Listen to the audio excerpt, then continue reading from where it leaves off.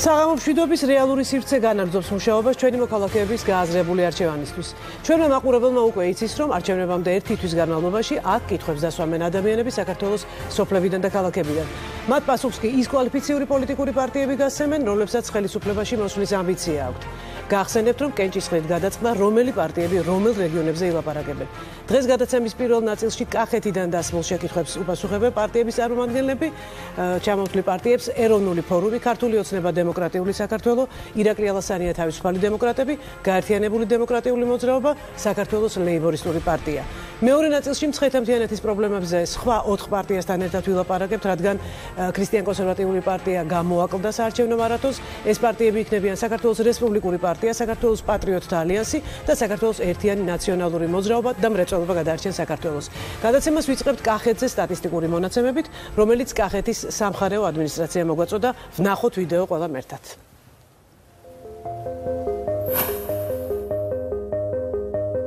კახეთი ფართობით 11.310 კვადრატული კილომეტრი. მოსახლეობა 319.144,000. კახეთის რეგიონის 216 წლის ბიუჯეტი 101.767.240 მილიონი ლარია. ცენტრალური ხელისუფლების ბიუჯეტიდან გამოყოფილი ტრანსფერები კი 31.562.050 ლარი. კახეთში ყველაზე გავრცელებული სასოფლო-სამეურნეო კულტურა ვაზია. საქართველოს რეგისტრირებული 18 დასახელების ღვინიდან 14 კახეთში იწარმოება. 2014-15 წლებში რთველი სეზონზე გადამუშავდა 269 ტონა ყურძენი. მოსახლეობამ გამოიმუშავა 274 მილიონი ლარი. 2013 წლიდან დღემდე დამატებით გაშენდა 6000 ჰექტარი ვენახი. ბოლო 4 წლის განმავლობაში რეგიონში 50-ზე მეტი ახალი საწარმო გაიხსნა, გადაიარაღდა 314 და შეიქმნა 92 კოოპერატივი. სახელმწიფო პროგრამა შეღავათიანი აგროკრედიტის ფარგლებში სესხი 11441 ფერმერზე გაიცა. მცირემიწიან ფერმერთა საგაზაფხულო სამუშაოების ხელშეწყობის პროექტის ფარგლებში 3 წლის განმავლობაში დამუშავდა 150,000 კერძო მიწის ფართობი. დაიხარჯა 53 მილიონზე მეტი ლარი. 2014-15 წლებში 101.12.859 ლარის ღირებულების სხვადასხვა სასოფლო-სამეურნეო კულტურა დააზღვიეს. 2016 წლის ივლისის მონაცემებით კახეთში 58.833 სოციალურად დაუცველი ცხოვრობს. მათ დასახმარებლად სახელმწიფო ბიუჯეტიდან გამოყოფილია 2.714.724 ლარი. 2013-15 წლებში 200 მილიონი ლარის 3000-მდე ინფრასტრუქტურული პროექტი განხორციელდა. კახეთის 7 მუნიციპალიტეტში მიმდინარეობს 40 მილიონი ლარის ღირებულების წყლის სისტემების სარეაბილიტაციო სამუშაოები. სასმელი წყლის რეაბილიტაციის 323 პროექტი უკვე განხორციელდა. შეკეთდა 215 კილომეტრზე მეტი სარწყავი არხი. 2013-16 წლებში გამრიცხველიანდა 30.425 ოჯახი. ელექტროფიცირდა 2 უშუქო სოფელი. გაზიფიცირებულია 34 სოფელი. ექსპლუატაციაში შევიდა 5 ჰიდროელექტროსადგური. რეაბილიტაცია ჩაუტარდა 361 სკოლას და საბავშვო ბაღს. აშენდა 2 ახალი საჯარო სკოლა და 4 საბავშვო ბაღი. კახეთის რეგიონში გაიხსნა 8 ახალი ამბულატორია და 3 ახალი საავადმყოფო. თუშეთში სოფელ დართლოს რეაბილიტაცია ხორციელდება. ძველ შუამთაში, ახალ შუამთასა და იყალთოში მიმდინარეობს ტურისტული ინფრასტრუქტურის მოწყობა. ბატონის ციხის რეაბილიტაცია 1.573.000 ლარი დაჯდა.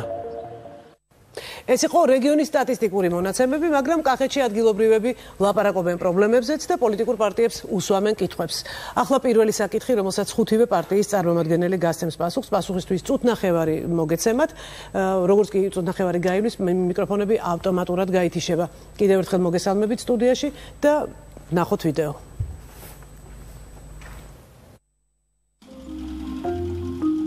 მეც ვაწყდები ისეთ პრობლემებს, რომელთა გადაჭრაც მარტო მე არ შემიძლია. მაგალითად, ტურისტი, რომელიც ჩამოდის, მარტო იმისთვის არ მოდის, რომ ჩემთან სახლში იჯდეს. აინტერესებთ ჩვენი ფოლკლორი, ჩვენი ტრადიციები, წესები. არის ანსამბლები, მოქმედი ანსამბლები და რომ დაუძახებ, სადღაც ადგილი უნდა იყოს, სადაც მათ შეუძლიათ ამისი ჩვენება. აი პრობლემა არის თუნდაც მთაში წასვლა, რომ მოინდომონ ცხენების დაქირავება. არ არის ისეთი თქვათ ცენტრი ან ადგილი გაკეთებული, სადაც ინფორმაცია ექნება მოსახლეობას, რომ თავისი ნაწარმი შეუძლია იქ მიიტანოს და ტურისტი მის შემდეგ ეწევა ამ ცენტრს და თუ სურვილი აქვს ამას შეიძენს. შესაძლებელი იქნებოდა, რომ შექმნილიყო პანკისის ხეობის განვითარების ეკონომიკური პროგრამა, კომპლექსური განვითარების პროგრამა, რომელიც მოიცავდა მთლიანად ხეობას იმ ადგილობრივი რესურსების გამოყენებით, რისი საშუალებაც ჩვენ გვაქვს.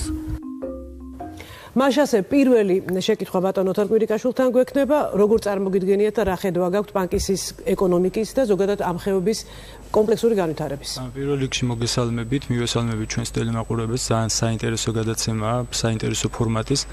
ეხლა უკვე პანკის ზემინდა გადავიდე, რასაც ქალბატონი ნატალა საუბრობს და ლაპარაკობს, ეს არის ძალიან დიდი პრობლემა, რომელიც არა მარტო პანკის ეხება, არამედ თუშეთსაც, მაგრამ თუშეთის შემდეგ ვისაუბრებ. პანკის შეუძლია რომ ფუნქცია ჰქონდეს რაღაცა ტურისტული ჰაბის რაღაც გამანაწილებელს, მაგრამ ჩვენ ვერ ვიყენებთ. ვერ ვიყენებთ იმიტომ რომ ახორციელებთ, შეიძლება ახორციელებს ხელისუფლება რაღაცა ფასადურ პროგრამებს, საუბრობენ ამ პროგრამებზეც, მაგრამ დაკარგულია ადამიანი.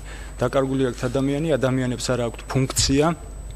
ადგილობრივ მცხოვრებლებს, აი ახლა რომ მოვდიოდი კახეთის საინფორმაციო ცენტრზე ვკითხულობდი ლოპოტას სპეცოპერაციის ში დაყობული მშობლები ლაპარაკობენ რომ ჯერ კიდევ არ იციან მათი შვილების ბედი როგორ განვითარდა, ვინ დახოცა, ვინ მოკლა, გამოძიების შედეგები წარმოდგენა არ აქვს 4 წლის შემდეგაც არ დაპირდებოდა ეს ხელისუფლება.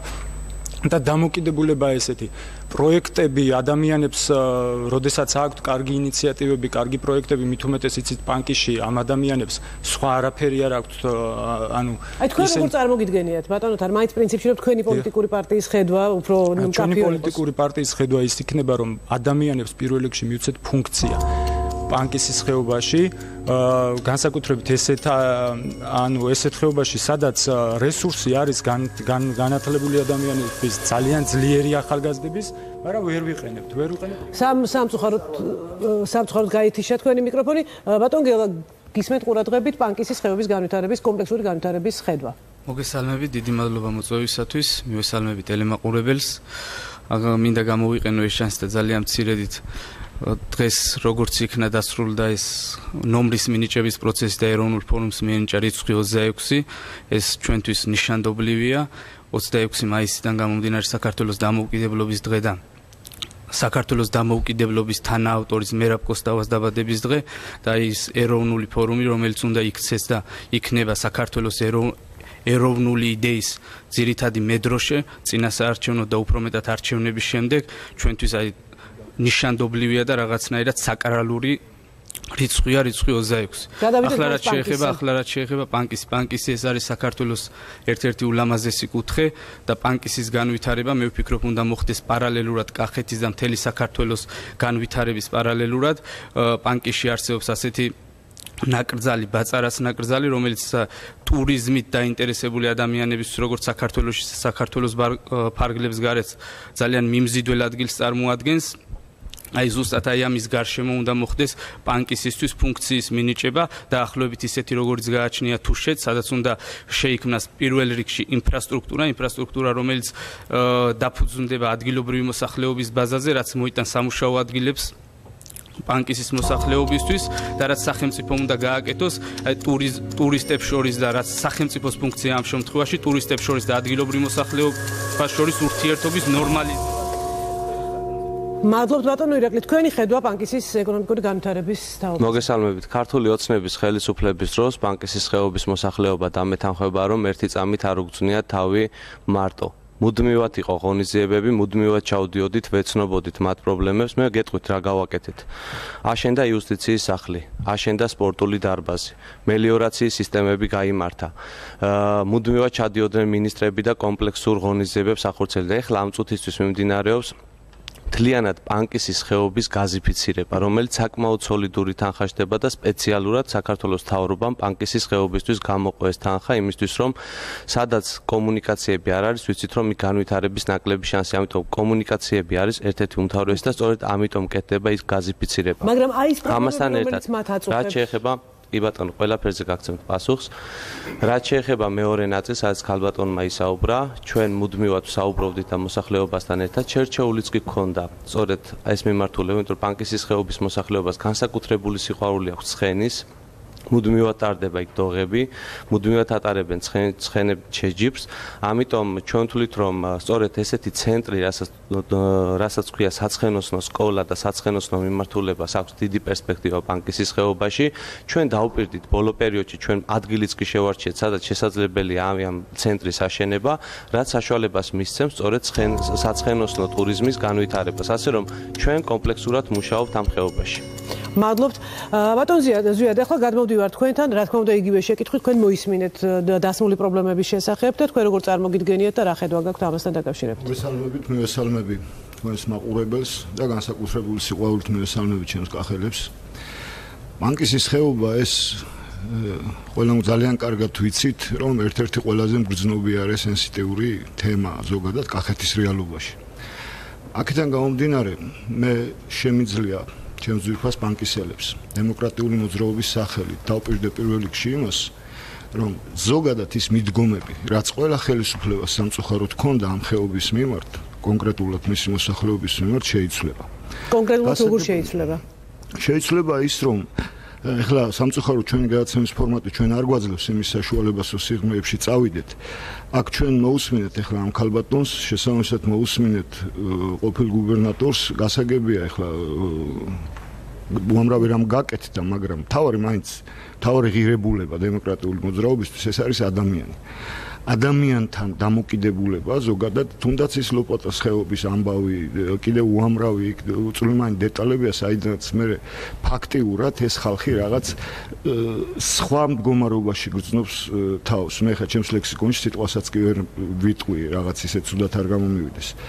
რაც შეეხება ამ კონკრეტულ თემას, რა თქმა უნდა, ეხლა ტურიზმი ერთ-ერთი ყველაზე პროგრესული მიმართულებაა კახეთის რეალობაში და აქედან გამომდინარე პანკისელებს შეუძლიათ შვიდათ იყონ, იქიდან გამომდინარე დემოკრატიული მოძრაობა ხელისუფლებაში მოსვლის შემთხვევაში აუცილებლად. მადლობთ ბატონო პაატა, თქვენ მოგიწევთ იგივე შეკითხვაზე პასუხის გაცემა და ეს იქნება თქვათ ბოლო პასუხი ამ კონკრეტულ პირველ შეკითხვაზე. მოგესალმებით, უბრალოდ რაღაც შევსაუბროთ პანკიზე, რა თქმა უნდა, მხედველობაში გვაქისტი მოსახლეობა, რომელიც მათ ცხოვრობს და უმრავლესობას წარმოადგენს. ამიტომ სანამ ეკონომიკაზე გადავიდოდი, მე უბრალოდ ვიტყოდი, რომ მთავარი მათ საკითხი ეს არის პოლიტიკური სტაბილურობის შენარჩუნება და ეს ვალდებულიც ვარ ჩვენ, იმიტომ რომ რეალურად კავკასიაში ერთადერთი მონათესავები ერები გახლავთ ქართველები, ქისტები და ჩეჩნები, ამიტომ ვალიერ ჩვენ რომ შევინარჩუნოთ ეს ურთიერთპატივისცემა და ესეთ დამოკიდებულება ერთმანეთთან, რაც სხვა შემთხვევაში რა თქმა უნდა სიკეთეს არ მოგვიტანს. ეხლა რაც შეეხება ეკონომიკის განვითარებას და საერთოდ ამ რეგიონში მე მინდა გითხრათ, რომ არაფერთ არ განსხვავდება იგივე პანკისი დანარჩენი სხვა საქართველოს იგივე ხეობებიდან, ეს იქნება ხევსურეთი, იქნება თუ გუდამაყრის ხეობა თუ ხევი. ამიტომ პრობლემები ერთი და იგივეა. გამომდინარე იქიდან, რომ მათ ნაკლებობა სახნავს 1000 მიწების, ამიტომ ჩვენი საზრით ლეიბლისტების საზრით, რა თქმა უნდა განვითარდეს პირველ რიგში მეცხოველეობა. მეცხოველეობა, მეფუტკრეობა, ვთქვათ, უნდა იყოს რაღაც პარალელური საწარმოები იგივე რძის გადამუშავების და ასე შემდეგ. ნუ ტურიზმზე უკვე ლაპარაკი ზედმეტი, ამიტომ ეს საოცარი სილამაზის კუთხე, ამიტომ ტურიზმი უნდა განვითარდეს, იგივე დასასვენებელი სახლები და ოჯახური ტურიზმი. რაც აქ უკვე იყო საბაზო საუბარი. ძალიან დიდი მადლობა. მაშინ პანკისის ხეობა უბრალოდ მთის კანონში განსაკუთრებული. ამაზე განსაკუთრებული შემთხვევაა,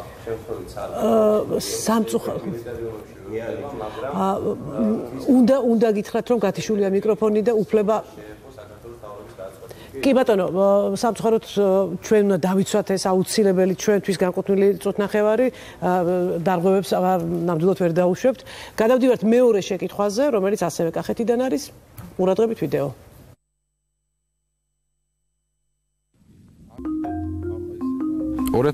წლიდან საქართველოში შეიცვალა საგადასახადო პოლიტიკა მიწის გადასახადებთან დაკავშირებით. ჩემი აზრით არის საკმაოდ გაუაზრებელი და არასწორი, ვინაიდან მიწაზე გადასახადები განისაზღვრა არა მიწის ხარისხობრივი მაჩვენებლებიდან გამომდინარე, არამედ უბრალოდ რაიონების მიხედვით და სხვადასხვა რაიონში უბრალოდ სხვადასხვა მიწა. უნდა მოხდეს ამისი მთლიანად სისტემატიზაცია, ქვეყანაში განსაზღვრა, სად არის კარგი მიწა, სად არის მწირი მიწა, სად არის უფრო უკეთესი ეკონომიკური საქმიანობის საწარმოებელი მიწა, მაგათაც თუ მიწა გზასთან ახლოს არის 50 მეტრში და 100 მეტრში, რა თქმა უნდა, ის შეიძლება უფრო მეტი ღირდეს, ვიდრე ის, რომელიც არის 40 კილომეტრში, ხო? აქედან გამომდინარე, უნდა მოხდეს ამ მიწების კადასტრიზაცია, განსაზღვრა და იმის მიხედვით ხდებოდეს გადასახადის დადგენა. ჩემი კითხვა მდგომარეობს შემდეგში, თქვენი ხელისუფლებაში მოსვლის შემთხვევაში, როგორ გადაწყვეტავთ ამ პრობლემას და რა შემოგთავაზებთ, რომ იყოს სამართლიანი და სწორი. კითხვას ბატონი გელაგელაშვილი უპასუხებს, როგორ აპირებთ განსაზღვროთ სასოფლო-სამეურნეო და საძოვრებზე გადასახადები? რაც შეეხება სასოფლო-სამეურნეო მიწებსა და საძოვრებზე გადასახადებს, მე არ ვიცი სოფელი დღეს სადაც არსებობს აგრონომი, მე არ ვიცი სოფელი სადაც მიმდინარეობს სიღრმისეული შესწავლა ნიადაგის, რადგან სოფლის მეურნეობის სამინისტრო ადგილობრივი ადმინისტრაცია კახეთის ადმინისტრაცია ფაქტიურად ამ საკითხებზე არც უმუშავია, არც მუშაობს, არ ვიცი მომავალში რას აპირებს, იმიტომ რომ ვერ დამისახელებთ, თქვენ შეგიძლიათ გაიაროთ ნებისმიერ სოფელში ჟურნალისტებთან ერთად და გამოიკითხოთ სოფლის მოსახლეობა, თუ რომელიმე სოფელში არსებობს აგრონომი, ან თუ რომელიმე სოფელში არსებობს სპეციალური ჯგუფი, რომელიც შეისწავლის ადგილობრივ ნიადაგს, ან თუ ახდენს განსხვავებას, რომელია უფრო მოსავლიანი და რომელი უფრო ნაკლებად. ჩვენ შეგვიძლია ასეთი ინფორმაცია მივიღოთ მხოლოდ აი ისევ გლეხებისგან და არა სახელმწიფოსგან. რა თქმა უნდა, ეს უნდა მოხდეს, მაგრამ ამ შემთხვევაში ჩვენ აბსოლუტურად ყველაფერი არის ნულიდან დასაწყები. იმიტომ არაფერი დღეს ამისათვის ბაზა არ არსებობს. აქედან რა თქმა უნდა აუცილებელია მოხდეს კლასიფიკაცია, რა თქმა უნდა აუცილებელია მოხდეს ნიადაგის შესწავლა, მაგრამ დღეის მდგომარეობით არ არსებობს ამის ბაზა. მაგრამ ხრობით რომ ეს ყველაფერი უნდა იყოს. ეს არის აუცილებელი, მაგრამ აი ნუვენდობით იოლ დაპირებებს ეს არის ოდნავ ხანგრძლივი პროცესი, რომ არსებობდეს რაიმე ბაზა დღეის მდგომარეობით, რა თქმა უნდა, დღეს გლეხი შეისწავლის საკუთარ ნიადაგს მხოლოდ ბარის სიღრმეზე, მაგრამ თუ შესწავლა აუცილებელია. მადლობთ სამწუხაროდ ითიშება მიკროფონი ბატონო ერგლი თქვენი პასუხი ამასთან დაკავშირებით როგორ უნდა იყოს გადახადა ზონები უნდა დაიყოს შემდეგნაირად ჩემი აზრით ეს არის მაღალმოსავლიანი სივრცეები და შედარებით ნაკლებად მოსავლიანი ანუ ჩვენ შემთხვევაში დედოფლის წყაროს შემთხვევაში ცხელი წერტილები შედარებით სადაც უფრო მეტი არის ასე ვთქვათ ტემპერატურული სხვაობა და შეიძლება მოსავლის ნაკლებობა იყოს იმ კონკრეტულ ზონებში თუმცა არის ხოლმე წლები როცა იმ ზონებში უფრო ძლიერი მოსავალია ვიდრე შედარებით ანუ ეს არის კლიმატური პირობებიდან გამომდინარე. მე ერთი რამ მინდა ვთქვა, რომ ადგილობრივი ბიუჯეტის 90% წარმოადგენს სწორედ მიწის გადასახადის შემოსულობები და ჩვენ ამას უნდა გავუსვათ ხაზით. თუ ჩვენ შევამცირებთ მიწის გადასახადს, ნიშნავს, რომ არ გვექნება უფასო საბავშვო ბაღები, რაც შესაძლებელი გახდა ადგილობრივი თვითმმართველობის ბიუჯეტებით რო გაკეთებულიყო.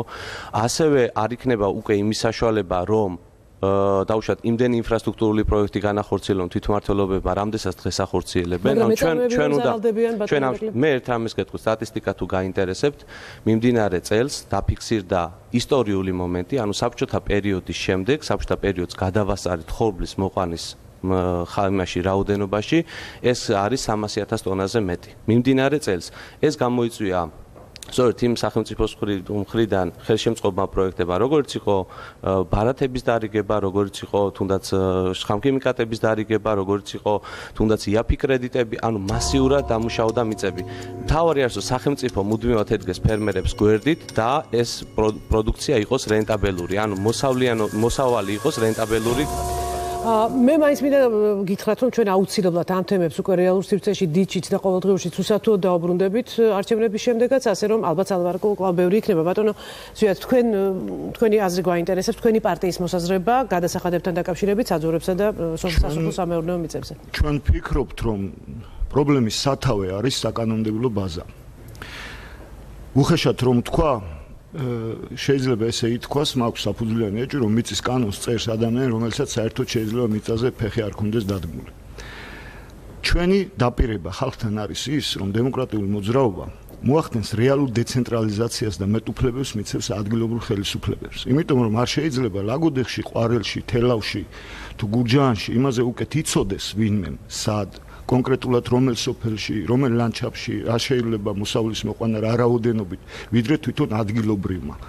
ამიტომ ახლა მე ეს ყველა ძალიან კარგად ვიცით, რომ ცენტრალიზებულად ამის განსაზღვრა რთულია, შეიძლება რაღაც გლობალურ ჭრილში იყოს ეს გაკეთებული, მაგრამ ის რომ მიწის გადასახადი, ხა თქვენ წარმოიდგინეთ, კიდევ მეორე სამწუხაროდ არ გვაძლევს ფორმატი იმის საშუალებას, თორემ უკვე ახალი შემოტანილია წესი, კონკრეტულად ლაგოდეხში მე შემიძლია ვისაუბრო, ისეთი აბსურდული შეიძლება ითქვას, აი იდიოტური წესია განსაზღვრის მიწაზე გადასახადის, რომ ეს არის საშინელება. იმიტომ რომ ადამიანი, რომელიც საძოვარში იხდიდა, თქვა 16 ლარს, ამ წესის განსაზღვრის შემდეგ ეს თანხა გაიზარდა კატასტროფულად. 7 ჯერ, 8 ჯერ ხშირ შემთხვევაში 10 ჯერ და უფრო მეტი. ანუ თქვენ თქვით რომ შესაძლებელია და გადასახადია. შესაძლებელია აუცილებლად ეს უნდა მოაწესრიგოს საკანონმდებლო ბაზამ და მეტი უფლებები ადგილზე ხელისუფლებას. მადლობთ ბატონო პაატა, თქვენი მოსაზრება ამასთან დაკავშირებით გადასახადებთან, მიწის გადასახადებთან. ნუ რაც შეეხება გრადაციას გადასახადის, რა თქმა უნდა, ეს უნდა იყოს დაწესებული, გამომდინარე იქიდან თუ რამდენად მოსავლიანია ეს მიწა, რამდენად უფრო ახლოა განლაგებული იგივე სარწყავ არხებთან და ასე შემდეგ და ასე შემდეგ. რაც შეეხება ვთქვათ არასახნავ და სათეს მიწებს, ვთქვათ იგივე სათიბებს და საძოვრებს, ჩვენი საზრით, ლეიბორისტების საზრით, საერთოდ უნდა მოიხსნას გადასახადი ამ მიწებზე და უფრო მეცაც გეტყვით მე თქვენ, თუ პრივატიზირებული ეს მიწები, უნდა მოხდეს მათი ნაციონალიზაცია. ანუ ქვეყანაში არ უნდა არსებობდეს ასე ვთქვათ სათიბი და საძოვარი მიწები, რომელიც იქნება კერძო ხელში, იმიტომ რომ ჩვენ პრაქტიკულად ძალიან ცუდ დღეში ვყრით სოფლის მოსახლეობას. ადამიანს ყავს, თქვათ, საქონელი, პირუტყვი და ელემენტარულად არ არის ტერიტორია, სადაც შეუძლია მან გარეკოს ეს საქონელი და მოაძოვოს, ხო? და იმიტომ რომ ვიღაცა ვთქვათ, მდიდარმა იყიდა ეს მიწა და იმისგან იგებს გადასახადს. ამიტომ ჩვენი პოზიცია ესეთია, უნდა გაუქმდეს აბსოლუტურად გადასახადები საძოვრებზე, სათიბებზე, რაც შეეხება სახნავ სათეს მიწებს, უკვე სასოფლო-სამეურნეო მიწებს, დაახლოებით 10 გექტრამდე ადამიანებს საერთოდ არ უნდა ქონდეს გადასახადი. დანარჩენი რეალურად ის გადასახადი რაც არსებობს, მეტნაკლებად აიტანს. მსხვილები უნდა დაიბეგრონ, მაგრამ რო ვთქვათ, მოხდეს ამ წვრილი და საშუალო, ასე ვთქვათ, ფერმერების გამსხვილება, კიდე მათ უნდა მიეცეს ამოსუნთქის საშუალება ელემენტარულად. მადლობთ ბატონო პაატა და ბატონოთარ ბოლო თქვენ პასუხობთ ამ შეკითხვას მიწის გადასახადებთან. ბატონო ბექამ ძალიან მნიშვნელოვანი საკითხი დააყენა, აქ ბატონმა ირაკლიმაც ისაუბრა მიწათმოქმედებზე, მაგრამ ეს არ არის, ეს არ ეხება მარტო მიწათმოქმედებს, ეს ეხება საძოვრებსაც. მაგალითად ერთი მაგალითი მინდა მოგიყვანოთ, თუშეთზე მეცხვარეობის პრობლემაა ესეთი, არის ერთი უმოქმედო შეპესე, თუშური ჯისაშენი თუ რაღაც რომელიც ანუ კანონი დადგენილია 5 ლარის საძოვრებზე და რომელიც იღებს 13 ლარს მეცხვარეებისგან და ეს აქვთ მონოპოლიზირებული ამათ და მეცხვარეებს უქმნიან ძალიან ცუდ პირობებს. მეცხვარეები ვარდებიან ძალიან ცუდ პირობებში.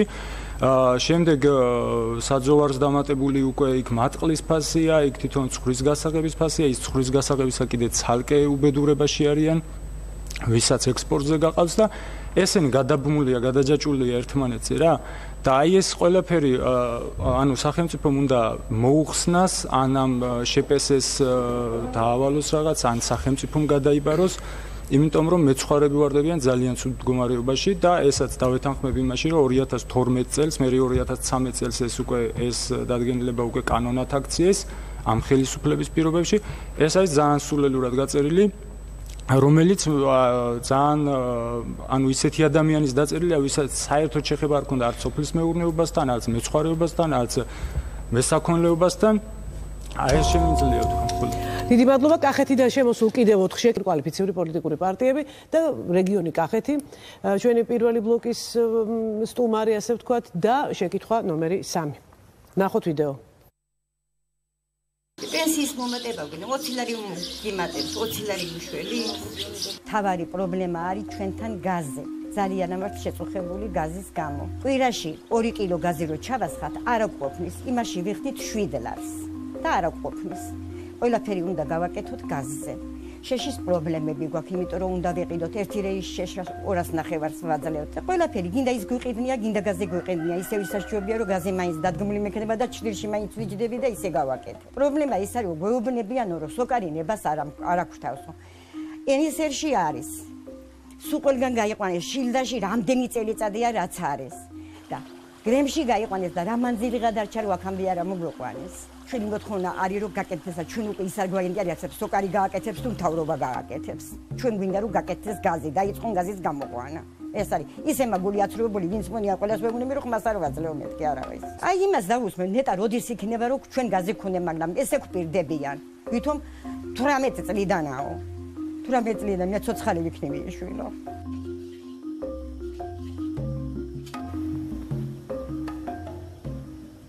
ბატონო ირაკლი, თქვენთან გადმოვდივარ ამ შემთხვევაში პირველი შეკითხვით.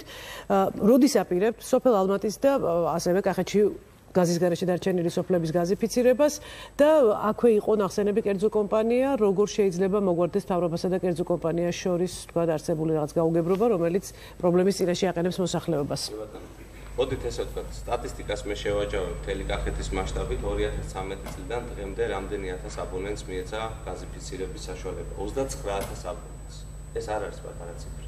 2016 წლის ბოლომდე კიდევ 10000. აი უკაცრავად უნდა დააჭიროთ ხელი ღილაკს დიახ და თავიდან დრო არ გეთვლებოდა. ანუ დღემდე 2013 წლიდან 2000 აი დღემდე კახეთის რეგიონის 29000 აბონენტს მიუვიდა სახლში ოჯახში გაზი. ეს არ არის პატარა ციფრი. ჩვენ არ გავჩერებული ვართ და მუდმივად სოფლების გაზიფიცირებას ვაკეთებთ. ეხაც გითხარით რომ მიმდინარეობს სხვადასხვა სოფლებში, მათ შორის პანკისის ხეობაში გაზიფიცირების პროექტი. მაგრამ აინტერესებს ყვარლის კონკრეტული სოფლის მაცხოვრებელს, ხო? ეს არის გეგმა გაწერილი, რომლის მიხედვითაც მათ შორის არა მარტო კახეთის რეგიონში, არამედ მთელ საქართველოში, კონკრეტულ სოფელში, კონკრეტულ ქალაქში, როდის უნდა მივიდეს კონკრეტულ ოჯახში გაზი. დღეს მაგალითად მე სადაც ვარ კანდიდატი, ეს არის სიღნაღი დედოფლისწყაროს საარჩევნო ოლქი. ჩვენ ძალიან ბევრ სოფელში, რომელშიც არ იყო გაზიფიცირება, წელს დავასრულეთ პროექტირება და მომავალ წელს დავიწყოთ ან მშენებლობას. ეხლაც ამ წუთასაც მიმდინარეობს მაგალითად სიღნაღის რაიონის ერთ-ერთ სოფელში გაზიფიცირების მშენებლობა. არის დედოფლისწყაროში მაგალითად სოფლები, როგორც არის ქედების ზონას ვეძახით, 6-7 სოფელი არის, სადაც მომავალ წელს დავიწყებთ აშენებას, იმიტომ წელს დავამთავრებთ გაზიფიცირების პროექტის შეძენა. ამაში ორი მხარე მონაწილეობს, ერთი სახელმწიფო და თავის რესურსებს ახმარს და მეორე არის კერძო კომპანია, რომელიც მართავს, ანუ აწვდის გაზს, ანუ კერძო კომპანიას არის სოკარი. სახელმწიფოსა და კერძო კომპანიას შორის დგება ყოველწლიურად ახალი შეთანხმება, რომლის მიხედვით ვალდებულებებს ინაწილებს სახელმწიფო და ასე ვთქვათ ეს კერძო კომპანია. რამდენ აბონენტს, რამდენი ათას ჩაურთავს კერძო კომპანია, რამდენი ათას ააშენებს დაუშვათ სახელმწიფო. კონკრეტულ სოფელ ალმატს რო უთხრათ, როდის დაახლოებით? მე დარწმუნებული ვარ იმაში, რომ კონკრეტულ სოფელს ექნება მადლობთ ბატონ ზვია, თქვენი მოსაზრება ამასთან დაკავშირებით, სოფლების გაზიფიცირებასთან და სახელმწიფოსა და კერძო. თქვენს გამორთული გაქვთ, თუმცა ჩართულია. ნახეთ, აბა შევამოწმოთ თუ შეიძლება. დააჭირეთ კიდევ ერთხელ ბატონ ზვიად. დიახ. ამ კონკრეტულ პრობლემასთან დაკავშირებით, რა თქმა უნდა, მე ჩემი შეხედულება მაქვს, იმიტომ რომ კერძო კომპანია ამ შემთხვევაში სოკარი და სახელმწიფო კომპანია ამ შემთხვევაში გაზის ტრანსპორტირების კომპანია ინაწილებს ამ ფუნქციებს და გაზის ტრანსპორტირების კომპანიას ესე უფრო გასაგებენაზე რომ ვთქვათ, შეყავს ცენტრალური მაგისტრალი, შემდგომ გამრიცხველიანებას და განხორციელებს კერძო კომპანია. ჩემ და სამწუხაროდ არ შემიძლია არ აღვნიშნო ის, რომ ამ პრობლემასთან დაკავშირებით აუცილებლად ჩანს პოლიტიკური შემადგენელი. გნებოთ მიაქციეთ ყურადღება, საბედნიეროდ ყოველ წელს არჩევნები გვაქვს ქვეყანაში და ალბათ ესეც განაპირობებს დიდწილად ესეთ ტემპებს. არჩევნების მოახლოებასთან ერთად აქტიურდება სამუშაოები. ჩემი ზრმაწმენით აბსოლუტურად შესაძლებელია გეგმაზომიერად, კაცრად გაწერილ ვადებში, იმიტომ რომ ამ შემთხვევაში ორივე მხარე რა მნიშვნელობა აქვს კერძოა კომპანია თუ სახელმწიფო, იღებს ვალდებულებას, ეს ვალდებულება უნდა შესრულდეს. და მე აბსოლუტურად მესმის ამ ხალხის. ეს პრობლემა არ არის მარტო თქვათ თელავში, ახმეტაში, ეს პრობლემაა ლაგოდეხშიც. ძალიან რთულია, როცა შენ წინ გადის გაზის მილი და ამ დროს შენ წვალობ, ყიდულობ თხევადგას, ამ დროს ბუნებრივი რესურსების სარგებლობის კანონიც მოსაწესრიგებელია და უამრავ ჯარიმებს უწერენ ადამიანებს ხეთყით სარგებლობის გამო. ამიტომ ეს არის სასწრაფოდ გადასაჭრელი პრობლემა და დემოკრატიული მოძრაობა აუცილებლად გადაწყვეტს ხელისუფლების მოძრაობას. დიდი მადლობა ბატონო პაატა, თქვენი მოსაზრება ამასთან დაკავშირებით. ну როგორც წესი ლეიბორისტები რა ლეიბორისტები ვართ რა ვილაპარაკოთ ისევ ნაციონალიზაციაზე და ეხლა ეს ბებია რო იჯდა აქ და ელემენტარულად არ აინტერესებს ვინ უკეთებს ამ საქმეს და ვის შეხავს ეს გაზი ეს იქნება კერძო კომპანია თუ ხელისუფლება დამიჯერეთ ამ ქალბატონისთვის მთელი ასე ვთქვათ პრობლემა მაინც ხელისუფლება იმიტომ რომ იმის მენტალიტეტში ამ წლების მანძილზე ჩამოყალიბდა ის კომუნისტების პერიოდიდან და საბჭოთა კავშირის პერიოდიდან რომ ამას აკეთებდა სახელმწიფო. ეხლა თქვენ მაგას ვერ აუხსნით რომ რომელიღაც კერძო ვთქვათ ფირმას რაღაც პრობლემები აქვს და რაღაცას ან გააკეთებს ან არა შეთანხმდება თუ არა ვთქვათ ხელისუფლებასთან.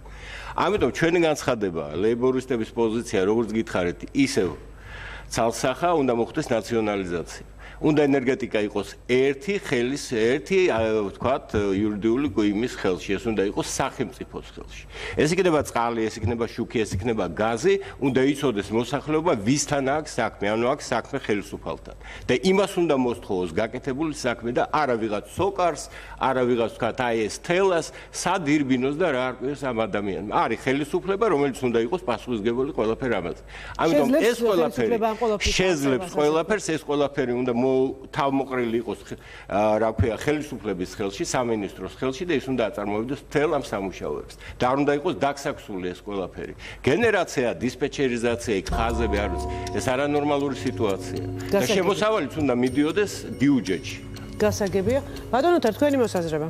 პირველ რიგში ვიტყვი რომ ეს ქალბატონი ღმერთმა დიდხანს აცოცხლოს, მაგრამ ფაქტია, ვხედავთ და აქ გამოსვლებმაც აღნიშნეს რომ ხელისუფლებას გაზიფიცირებაც, ელექტროენერგიის გაყვანაც გათვლილია არჩევნებიდან არჩევნებამდე გაწერილია ქალბატ 64 წელზე საპრეზიდენტოზეც თვითმმართველობაზეც გამოიზოგავდა. თუმცა თქვენ ფიქრობთ რომ რეალურად არ საჭიროებს ეს ვადას, გარკვეულ ვადებს არ საჭიროებს? როგორ არ საჭიროებს, მაგრამ ძალიან საჭირო ემთხვევა ხოლმე ესენი წინასაარჩევნოდ.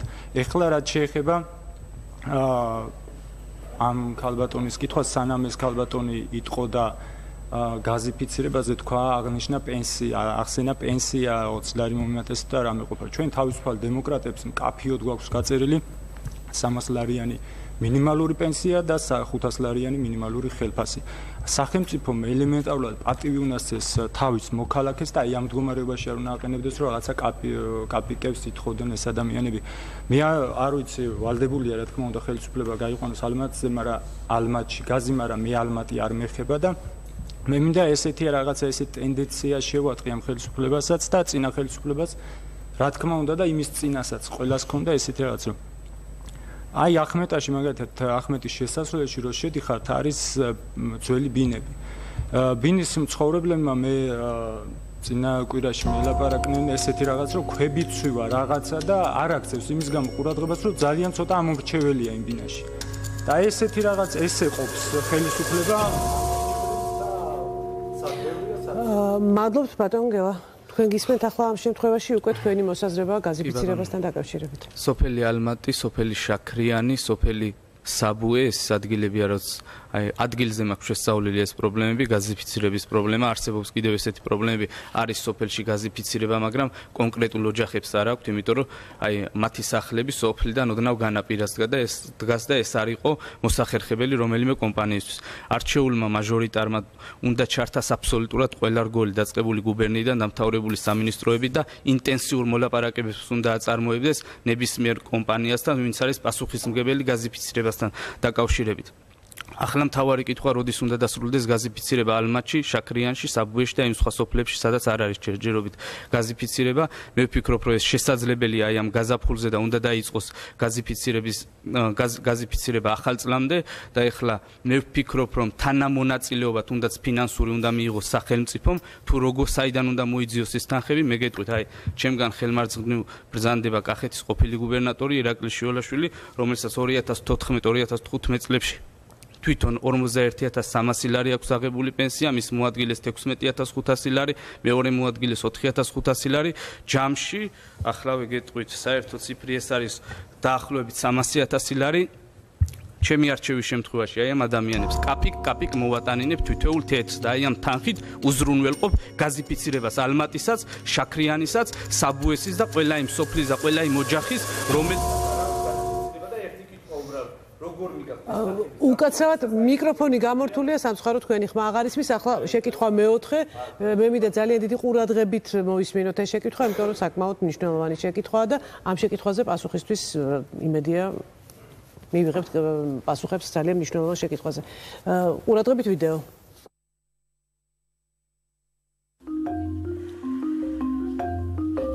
В нашем школе, так сказать, грузинские учителя хорошо не учат наших детей. Они сами не знают, да. ჩვენს სკოლებში მასწავლებლები ბავშვებს ქართულს კარგად ვერ ასწავლიან. მათ თვითონ არ იციან ჩვენი ენა, ჩვენ კი ქართული არ ვიცით. Как понять не умеют. არ გვესმის ერთმანეთის.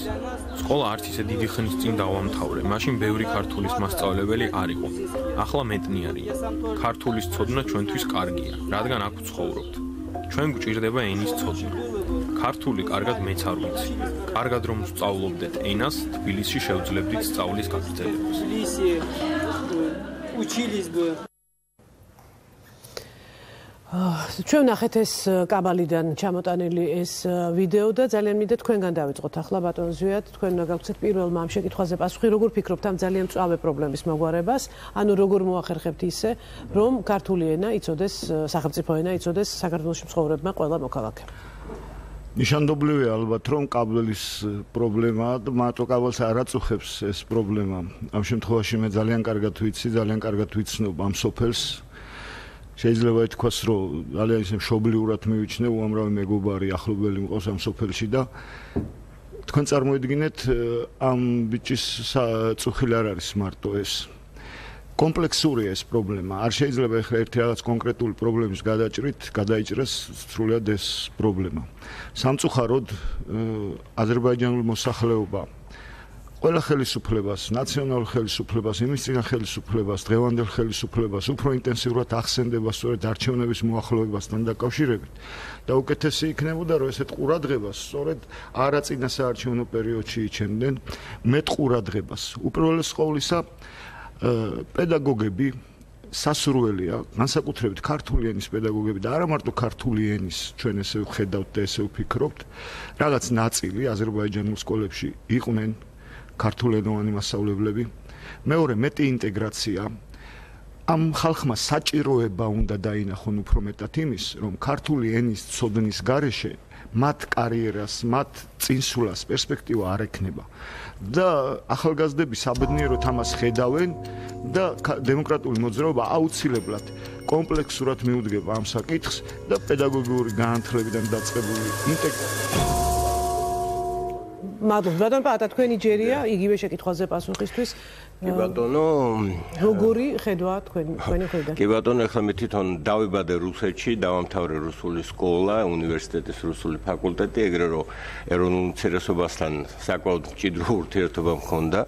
ამიტომ მე კარგად ვიცნობ ამ ადამიანების ფსიქიკასაც, ფსიქოლოგიასაც, განწყობასაც. ამიტომ მე ესე გავყოფდი ამ საკითხს, იცით რა შეა საქმე?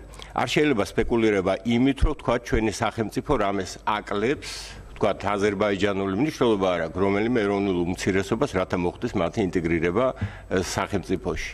და არა მარტო ეხლა მოყოლებული კომუნისტების პერიოდიდან, ეხლა მე 55 წლის კაცი ვარ და მოვესწარე აბსოლუტურად ყველაფერს, ყველა ხელისუფალი, რომელიც იყო, შეიძლება ქართველებს ვნებდნენ, მაგრამ რაც შეეხება ეთნიკურ უმცირესობებს, ყოველთვის იყო ამაზე მუშაობა, რათა მოხდარიყო ამ ადამიანების ინტეგრირება საზოგადოებაში, მაგრამ აქ ერთი არ ასაკეთებს სახელმწიფო და მეორე რა განწყობა აქვს თვითონ მოსახლეობას.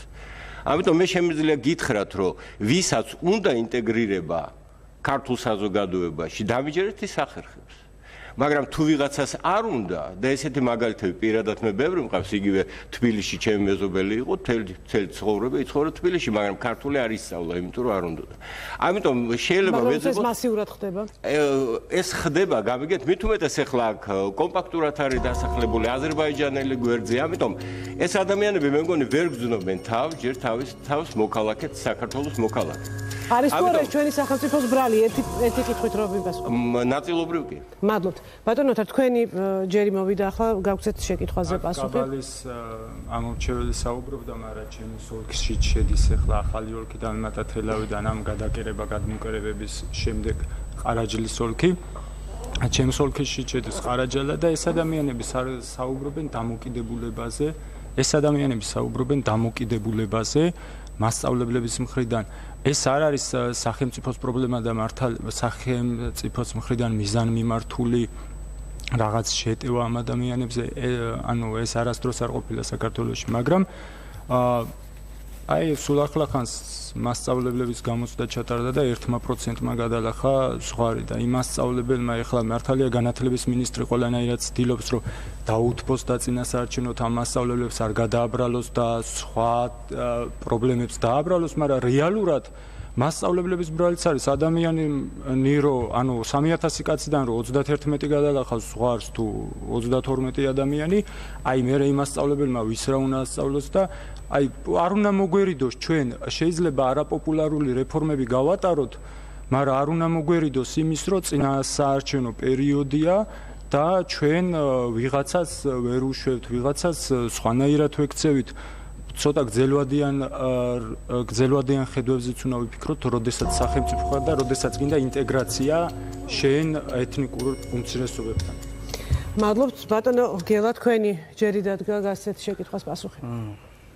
მე ამ შეკითხვას გავცემ ისევ ჩემი პარტიის სახელი იქნება ამომავალი წერტილი ამ შეკითხვისთვის. ეროვნული ფორუმი ითვალისწინებს, როდესაც ჩვენ ვამბობთ სიტყვა ერს, თავის თავში შეიცავს, აქ იგულისხმება ეთნიკურად ყველა ის მოქალაქე საქართველოსი, რომელიც ქართველი ერის ჩამოყალიბების პროცესში მონაწილეობას იღებდა. ესენი არიან აზერბაიჯანელი საქართველოს მოქალაქეები, ეთნიკურად აზერბაიჯანელები, ქისტები თუ სხვადასხვა აფხაზები, ოსები და ასე შემდეგ. აქ საქმე მხოლოდ კაბალში არ მდგომარეობს.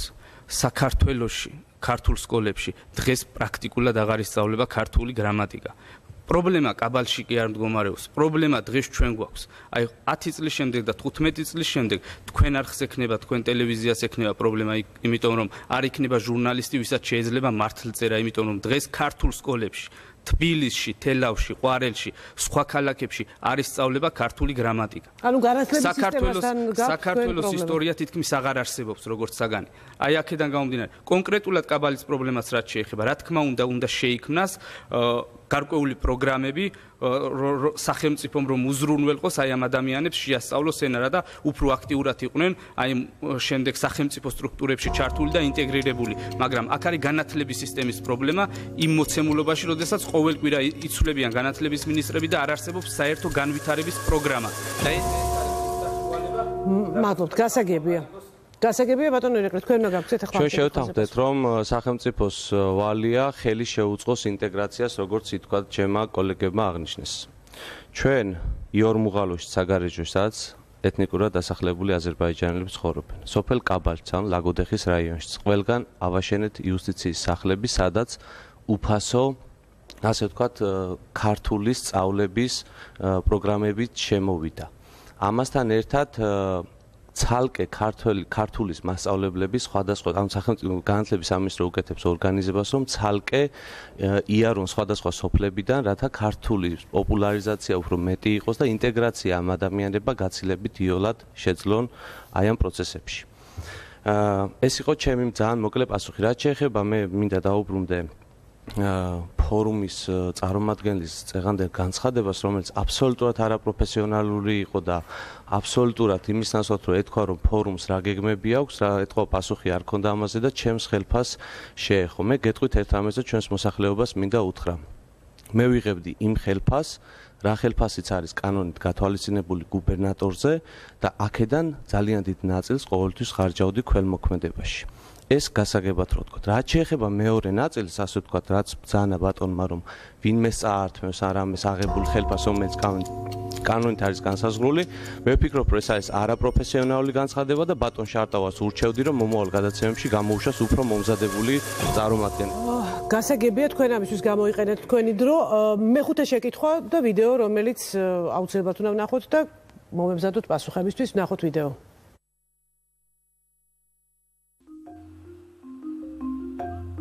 რაც აუცილებელია დღევანდელ სინამდვილისთვის, ეს არის ეკონომიური პირობები და განსაკუთრებით რა მეცხვარობის პრობლემა.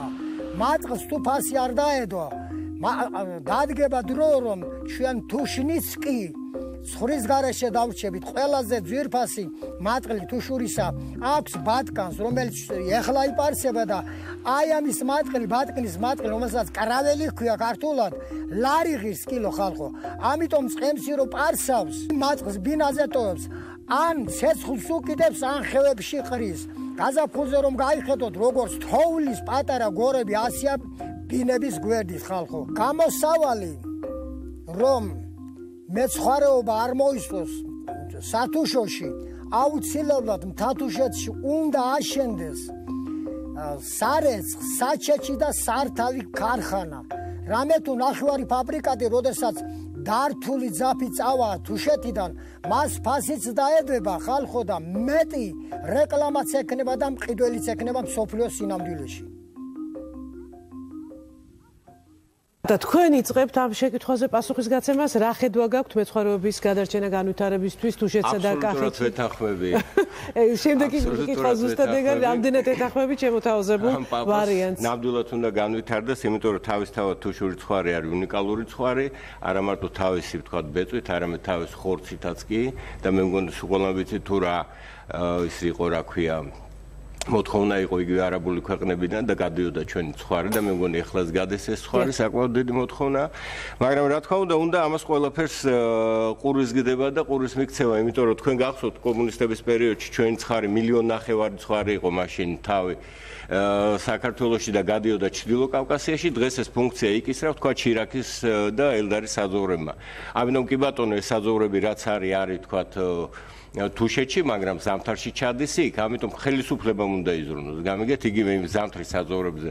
უნდა გაკეთდეს რაღაც ბინები, სადაც დაბინავდებიან მეცხვარეები, უნდა იყოს რაღაც მოძრავი მაღაზიები, იყო ესეთი ადრე სხვათა შორის, რომელიც პირველ თქვათ რაღაც საჭირო ნივთებს მიუტანს და იყიდიან. ანუ რაღაც ინფრასტრუქტურა უნდა შეიქმნას. შეიძლება ეს კერძო სტრუქტურა მაიღოს. შეიძლება ეს კერძომ გააკეთოს, შეიძლება ხელისუფლებამ გააკეთოს, რამდენად სარფიანი იქნება. ეხლა იცით რა შეა საქმე? კერძო მიდის იქ, სადაც მოგებას ნახულობს. ეხლა ჩვენ თუ პირდაპირ მიუსიეთ ეს კერძო ხალხი და კერძო სტრუქტურები საწყალმეცხვარეებს და კიდე იქ გაუწყეს მაგათ გატყობება, მე მგონი კაი საქმე არ გამოგვია. ხელისუფლებამ უნდა იკისროს ეს ფუნქცია და რა თქმა უნდა მისახედია, რამეთო თვითონ თუშეთი არის სასაზღვრო რეგიონი და ამას უნდა პატრონობა. მადლობთ ბატონო, ოთარ თქვენთან გადმოვდივარ იგივე შეკითხვით. როგორ წარმოგიდგენთ? სანამ ამ თემაზე შევეხებოდი, ერთსცენი ერთმანეთთან გადაძაჭულია. თუშეთს აქვს ძალიან მაგარი ინიციატივა ცალკე მუნიციპალიტეტად გამოყოფის შესახებ და მე მათ სრულ მხარდაჭერას უცხადებ, იმიტომ რომ ეს არის აი ძალიან მაგარი თემა. აქვთ უნიკალური შანსი და უნიკალური კუთხია თვითონ იმისთვის, რომ ცალკე მუნიციპალიტეტი იყოს და უფრო ბევრად მაგრად განვითარდეს და ეს იქნება, ეს გარდაუვალია, მაგრამ ეს იქნება ძალიან მაგარი. რაც შეეხება ამ ცხვარს და მატყლს, თვითღირებულება, როგორც ვიცი, უჯდებათ ლარნახევარი. ეს ლარზე მეტი არ ღირს, ამიტომ უჩვენია დაწვანა.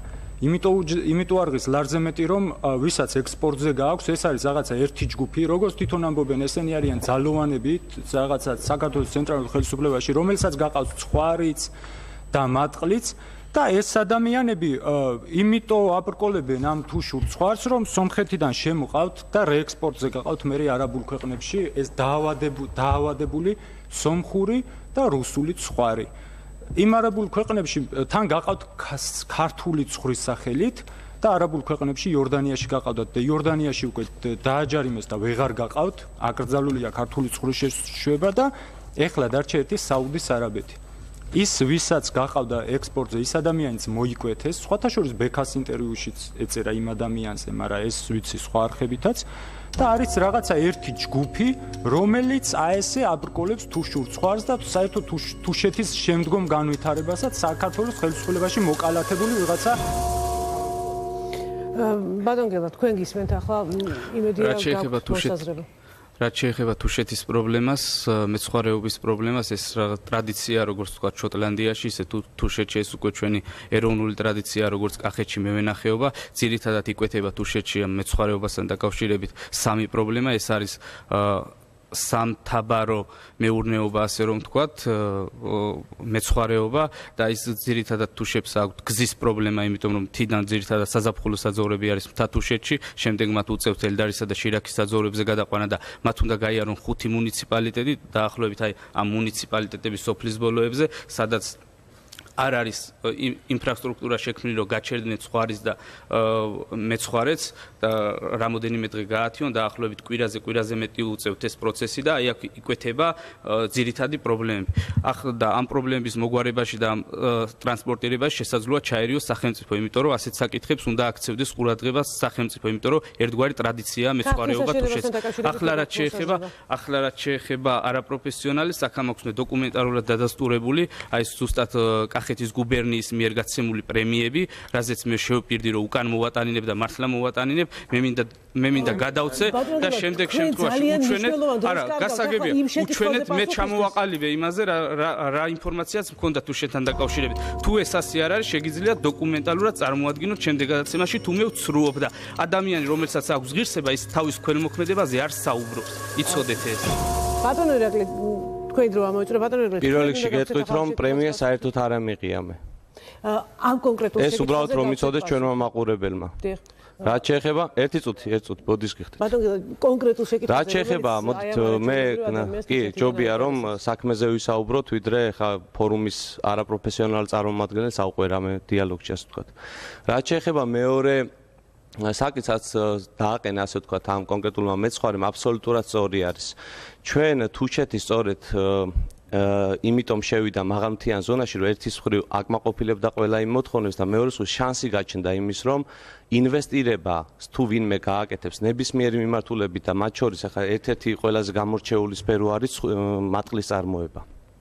საგადასახადო პოლიტიკა მათთვის არის პრაქტიკულად განახევრებული. ანუ ვინც გადაწყვეტს რომ იქ საწარმო გააკეთოს, ის საგადასახადო გადასახადებს გადაიხდის თითქმის ნახევარს. გარდა ამისა, იქ მაცხოვრებლებს ექნებათ აბსოლუტურად სხვა შეღავათები. იქ მომუშავე ადამიანებს ექნებათ აბსოლუტურად სხვა შეღავათები. განსხვავებული პენსია, განსხვავებული ხელფასი, განსხვავებული პირობები. და ამასთან გეტყვით, რომ განსაკუთრებული ბიუჯეტი შეიქმნა. ანუ ცალკე მთის სოფლებისთვის შეიქმნა ცალკე ინფრასტრუქტურული ბიუჯეტი, საიდანაც შეიძლება დაფინანსდეს მათ შორის იაფი კრედიტები. ანუ თუ ვინმე სურვილი აქვს, ეხლა ბატონი საუბრობდა იმაზე, რომ აი სახელმწიფო მააშენოს თუ კერძო სექტორმა ააშენოს. კერძო სექტორი გადაწყოს, ჩვენ ესე ვთვლით, რომ კერძო სექტორმა უნდა ააშენოს, მაგრამ სახელმწიფომ ხელი უნდა შეუწყოს. ხელი შეუწყოთ იაფი კრედიტით, სხვადასხვა პირობებით, სხვადასხვა შეღავათებით. ეს ყველაფერი უკვე შექმნილია და ასევე მონიტორინგის ალბათ სახელმწიფოს პრეროგატივა იქნება, თავისთავად ცხადია და მეექვსე შეკითხვა აი, უკაცრავად ბატონს ვიად მაპატიეთ, თქვენ უნდა გავხსნათ. მე ვფიქრობ, რომ ზოგადად ქართული მეცხვარეობა და განსაკუთრებით თუშური ცხვარი ეს უფრო მეტია, ვიდრე უბრალოდ ერთი კონკრეტული დარგი სოფლის მეურნეობისა, იმიტომ რომ ეს ბრენდია, ეს უდიდესი ტრადიციაა და სამწუხაროა, რომ არც ერთ ხელისუფლების მიერ განსაკუთრებულად არ იყო მხარდაჭერილი და სწორედ ხელისუფლებაზეა დამოკიდებული ის, რა გონივრულ ნაბიჯებს გადადგავს და რამდენად შეუწყობს ხელს ამა თუ იმ კონკრეტულ დარგის განვითარებას. სწორედ ესაა, რომ პრობლემის გადაჭრის გენიალურობა იმაში მდგომარეობს, რომ რთულ პრობლემას მარტივად გადაჭრის. და გაოცებული ვარ მე ამ პატივცემული ადამიანის ხედვით ზოგადად და ეს ხო მარტივი რამე, ხა მე ბოდის მოვიხდი თუშების წინაშე, იმიტომ რომ დეტალურად არა ვარ ჩახედული, პრაქტიკულად არ მქონია შეხება ამ თემასთან, მაგრამ შემიძლია ლაგოდეხის მაგალითზე გითხრათ. თქვენ გვესმის უამრავი დაანონსებული ყველა მთავრობის მიერ 1000 პროგრამა, ფონდების დაარსება და ასე შემდეგ, მაგრამ ლაგოდეხი, რომელიც განთქმულია და ალბათ თქვენ ციცით, ალბათ რომ საგაზაფხულო კულტურა პირველად შემოდის, ეს არის ლაგოდეხის კიტრი, ლაგოდეხის პამიდორი და ასე შემდეგ. ერთი ტომარა, რომელშიც შეიძლება ჩაეტიოს 25 კილოგრამი ბოსტნეული, არის შემთხვევები, როცა ერთი ლარი ღირს, ერთი ტომარა. უბრალოდ თქვენ ვერ ნახავთ ნორმალურ ქვეყანაში ადამიანს, ვინც ამას გადამამუშავებელი მრეწველობა, ხელშეწყობა და წახალისება ამის. ეს არის გამოსავალი და ჩვენი სლოგანი სწორედ ეს არის: ძლიერი ეკონომიკა, ეკონომიკა გაძლიერდება. ახლა უნდა ნახოთ მეექვსე ვიდეო.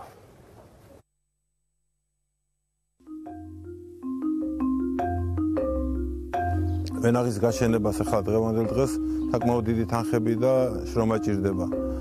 ვისაც უფრო დიდი ტერიტორია აქვს და უფრო დიდ ზარალზე არის გათვლილი მაგის რაღაც რომ მოხდეს სტიქიური უბედურება, იმას მე მგონი უნდა გქონდეს იმის ხელშეწყობა, რომ დაცული იყოს ყოველივე ამ სტიქიური უბედურებისაგან. ფასიც და ისეთია, მერყევია, არამდგრადია.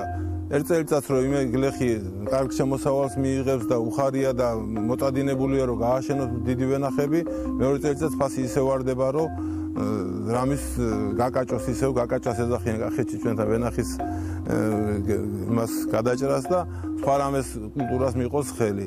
გაკეთდეს მაცივრები, სადაც მოხდება ამის შენახვა და გადამუშავება და მაშინ ცოტა გლეხს მიეცემა მაგით მეტი შვება. ბატონო თქვენ გაგვცეთ ამ შეკითხვაზე ახლა პირველად პასუხი, რა მევენახეობის ხელშემწყობი რა პროექტები წარმოგიდგენიათ ეს სუბსიდირების გზით თუ რაიმე სხვა ალტერნატიულ ვთქვათ ვერსიებზეც ფიქრობთ? სანამ ამ თემას შევეხებოდი, მინდა ბატონ ირაკლის უპასუხო წეგან თქვა თუშეთში რაღაც პროექტები გვაქვს, მაგრამ ერთია ესეთი თემა მეცხვარეებს არ აძლევენ ანუ მთის კანონი არ ეხება მეცხვარეებს, იმიტომ რომ თხოვენ 9 თვე უნდა ცხოვრობდნენ მთაში, არა და 6 თვე ცხოვრობს მთაში, 6 თვე ცხოვრობს ბარში, ფიზიკურად ვერ დარჩება ის ადამიანი მთაში და რა ქნას ცხარი გამოუშვას და მე 3 თვის მერე ჩამოყვები თუ საკითხი უკვე მოგვარდება ოთარული საქმის კურსში. ხო, ანუ ეგ არის დიდი პრობლემა.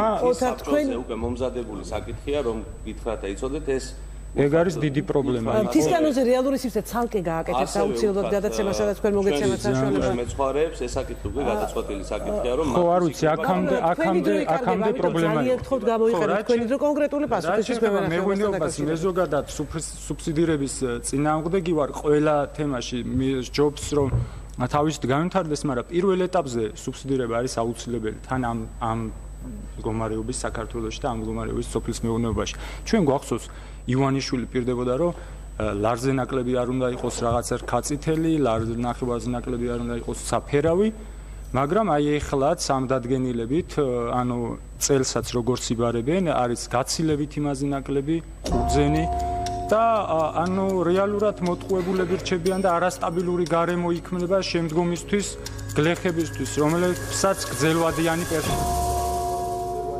მადლობ თქვენი პასუხი მიღებულია ბატონო გილა, თქვენი მოსაზრება როგორ უნდა დავეხმაროთ მევენახეობას, ხელშეწყობა მევენახეობის როგორ წარმოგიდგენიათ? კახეთში შემოსული ყურძნის ძირითადი შემსყიდველები დღევანდელი მდგომარეობით ესენი არიან ღვინის ქარხნები.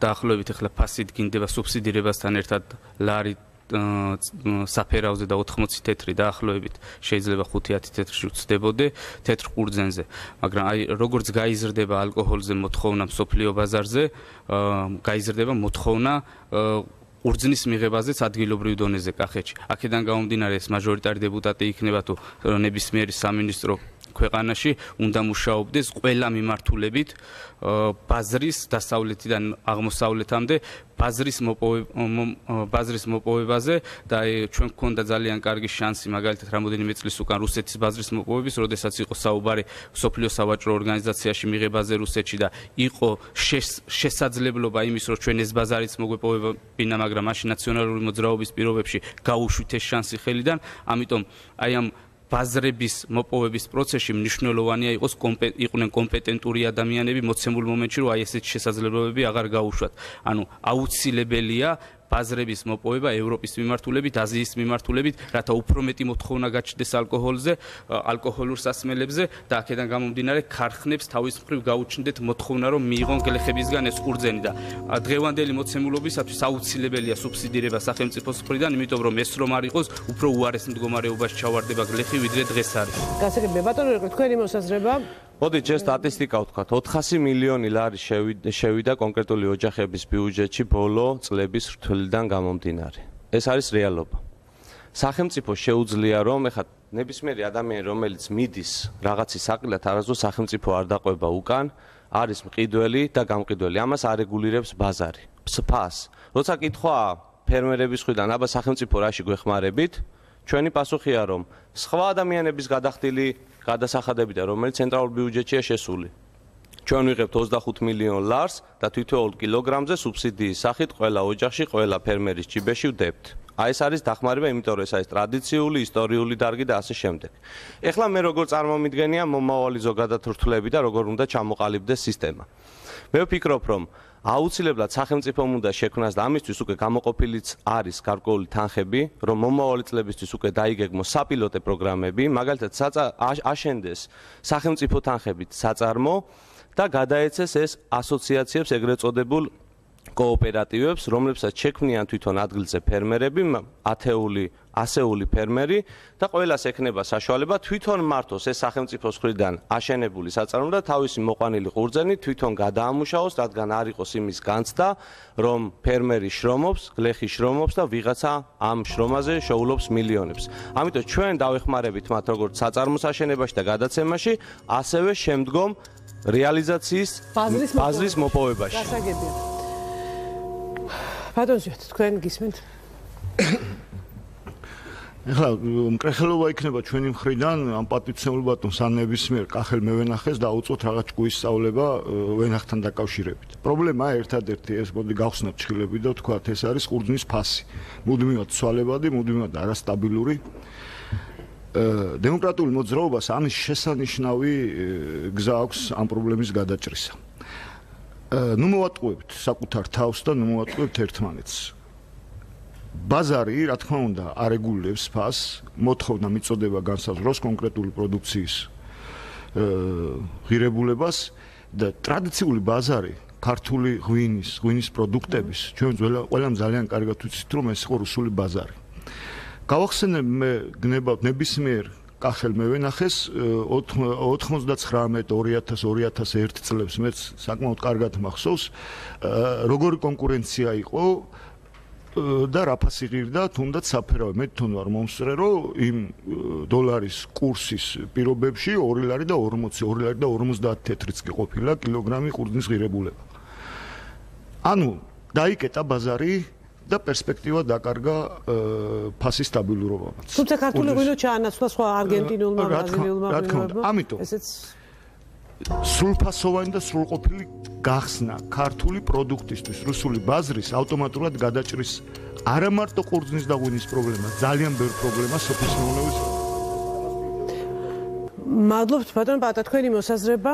ხო, ნუ რაც შეეხება, ესე იგი ბაზარს და გასაღებას, მაპატია ამ გლეხს ეგ აბსოლუტურად არ ადარდებს. მისი პრობლემა არის სულ სხვა რამ, როგორც ყველა გლეხის და ასე ვთქვათ მევენახის, ეს არის პირველი სარწყავი წყალი. ეს არის, რა ქვია, სეტყვის საწინააღმდეგო დანადგარები, რომლებიც უნადგურებს, ეს არის შხამქიმიკატები, რომელიც შემოდის და დიდ შემთხვევაში, რაც ახლა მე მქონია ურთიერთობა, იძახიან, რომ ძალიან დაბალი ხარისხის არის, ამიტომ ბევრჯერ შეწამლულიც კი ყურძენი უფუჭდებათ, მოსავალი არ მოძდით.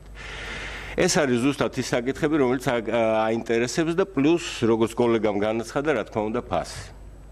ეხლა ამაში ჩაერევა, ჩვენ ვიცით, რომ პრაქტიკულად ყველა ქარხანა, რომელიც ღებულობს, ეს არის კერძო ქარხანა, ის დაინტერესებულია, რაც შეიძლება მეტად დააგდოს ფასი. დააგდოს ფასი და იაფად იყიდოს და ამას ემატება კიდე ის, რომ ყველას თავის ვენახი აქვს. ჯერ ღებულობს თავის ვენახს, მერე დანარჩენი სხვა გლეხებისგან ფასს უგდებს, რეალურად ჩვენი გლეხი რჩება, ასე ვთქვათ, ღატაკი, როგორც იყო. ეს უნდა გამოსწორდეს. კიდევ ერთხელ ვიძახი, რატო ვიძახი ჩვენ ლეიბორისტები, რომ სახელმწიფოს ფუნქცია უნდა გაიზარდოს. დიახ, უნდა გაკეთდეს სახელმწიფო კომერციული ბანკები, რომლებიც არა ისეთ ნიხრით გასცემენ კრედიტებს, როგორც კომერციული, დღეს კერძო კომერციული ბანკები. დიახ, უნდა გაკეთდეს სახელმწიფო საწარმოები, ღვინის ქარხნები, რომლებიც გლეხებისგან მიიღებენ ნორმალურ ფასში ამას. ანუ ერთი სიტყვით, სახელმწიფო უნდა იყოს გარანტი იმის, რომ პროდუქცია არ გაუფუჭდება გლეხებს. მადლობა. თქვენი დღევანდელი პასუხები რეალური სივრცისთვის ის დოკუმენტი იქნება, რომლის მიხედვითაც უკვე მოგვიანებით არჩევნების შემდეგ ვნახავთ, როგორ შეასრულებს დღევანდელ დანაპირებს. ჩვენ ძალიან ბევრი კითხვა და თემა ჩამოვიტანეთ რეგიონებიდან. მე მათი ნაწილი ახლავე მინდა შემოგთავაზოთ, იმისთვის რომ მიფიქროთ არჩევნების შემდეგ უკვე ჩვენ ამ სტუდიაში არაერთხელ შევხვდებით ერთმანეთს. აქვე სანამ ნახავთ ვიდეოებს, მინდა ვთქვა, რომ რეალური სივრცის ჟურნალისტებმა მერი შიხაშვილმა და გიორგი ჩაგერიშვილმა მოამზადეს მთელი კახეთის და თუშეთის მასალა. ახლა კი ვიდეო, რომელიც უნდა ნახოთ აუცილებლად.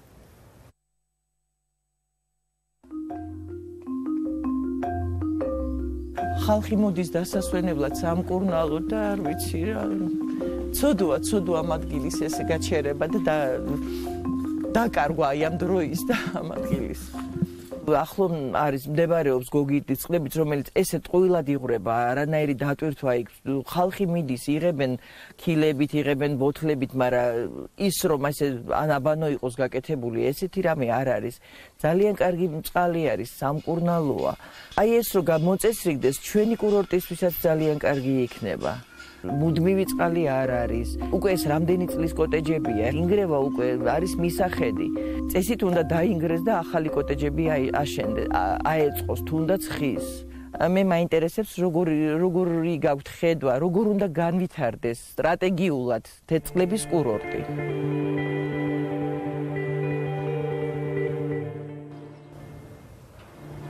თელავისთვის პრობლემას წარმოადგენს და პირადად ჩემთვის ის, რომ არის ახალგაზრდების პასიურობა და ასევე პრობლემა არის ის, რომ არ არის სხვადასხვა სივრცეები, კულტურული და ხელოვნებისთვის სივრცეები, სადაც ჩვენ შეგვეძლება ვიყოთ უფრო მეტად ჩართულები, აქტიურები, შევხვდეთ ერთმანეთს. მაგალითად მე ფოტოგრაფი ვარ და ფოტოგრაფებს აქვს ხოლმე ხშირად პრობლემა ის, რომ საგამოფენო სივრცეები არ არის, მაგალითად არ არის კინოთეატრის და ეს მსგავსი პრობლემები ფიქრობ ხელს უწყობს იმას, რომ ხდება ახალგაზრდების გადინება რეგიონიდან, თელავიდან, თელავის გარშემო სხვა ქალაქებიდან. დღევანდელი თუ მომავალი ხელისუფლება კარგი იქნება თუ უფრო ქმედით აქტიურ ნაბიჯებს გადადგავენ, უფრო ხშირად დაელაპარაკებიან ახალგაზრდებს და შემოგთავაზებენ ქალაქის განვითარების ახალ გეგმას, რომელიც დაკავშირებული იქნება აი ამ ახალი სივრცეების გაჩენასთან.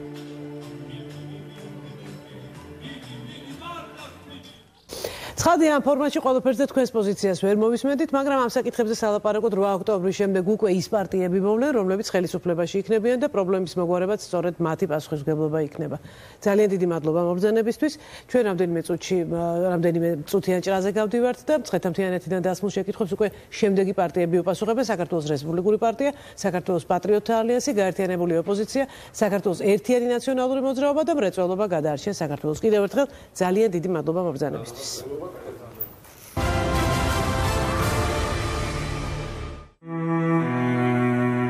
ეს მოხდა მაშინ, როცა დღესასწაული მოულოდნელად ეწვია თბილისის